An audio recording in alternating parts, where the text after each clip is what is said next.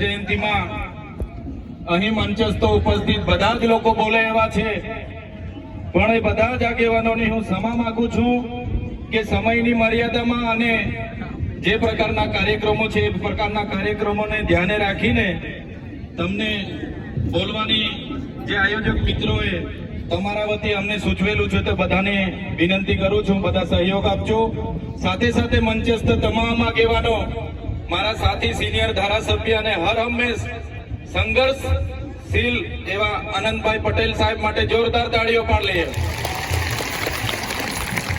એવા જ આ વિસ્તારના સાથી આગેવાન એવા શેરખાનભાઈ, ડોક્ટર દયારામભાઈ, દેવેન્દ્રભાઈ, હરિસિંહભાઈ વસાવા, સાથે નિરંજનભાઈ વસાવા, પિયુષભાઈ પટેલ, યુવરાજસિંહભાઈ જાડેજા, રજનીભાઈ વસાવા, વનરાજભાઈ વસાવા અને આ વિસ્તારના દરેક પદાધિકારીઓ, તાલુકા પંચાયતના, જિલ્લા પંચાયતના સભ્યશ્રીઓ, સરપંચશ્રીઓ, પૂર્વ સરપંચશ્રીઓ, મુખીઓ, પટેલો, સંતો, મહંતો, વડીલો, આગેવાનો, માતા બહેનો અને સૌને મારા ઉલગુલાન જિંદાબાદ। સાથીઓ, બિરસા મુંડાની વાત આગળના આપણા વક્તા આનંદભાઈએ કરી।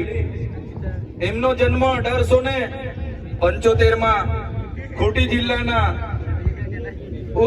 ઉલહેતુ ગામમાં થયો।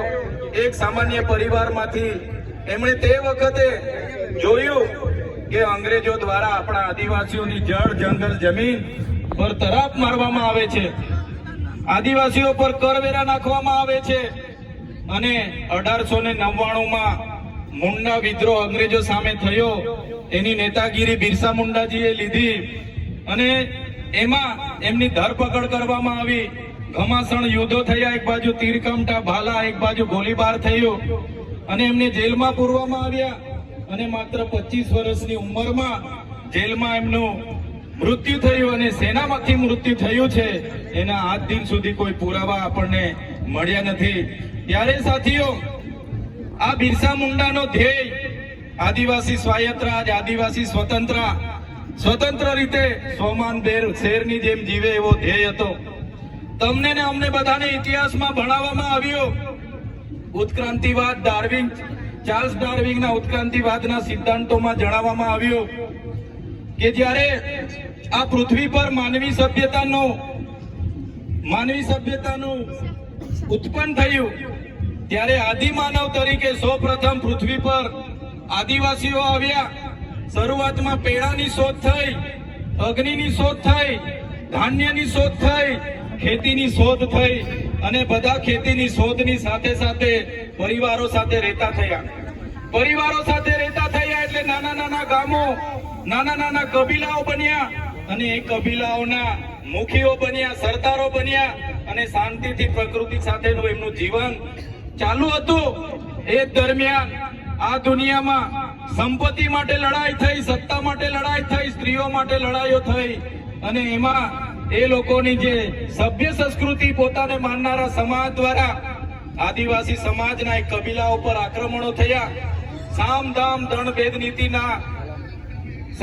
દંડભેદ નીતિ અંતર્ગત જ્યારે આપણો આદિવાસી સમાજના એ લોકો સરેન્ડર નહીં થયા તો યુદ્ધો કરીને આપણા કબીલાઓ છીનવાઈ ગયા અને આપણું શોષણ થયું, ઘર્ષણ થયું, જળ, જંગલ, જમીનો છીનવાઈ અને તમે જોયું હશે આપણા દેશ પર બહારથી મુગલો આવ્યા, ડચો આવ્યા, હુણો આવ્યા, અંગ્રેજો આવ્યા, પોર્ટુગીઝો આવ્યા, ફ્રેન્ચો આવ્યા અને આ અંગ્રેજોએ પણ 200 વર્ષ આપણા દેશ પર રાજ કર્યું। એ ઇતિહાસથી લઈને આજ દિન સુધી આદિવાસીઓનું માત્ર ને માત્ર શોષણ થતું આવ્યું છે।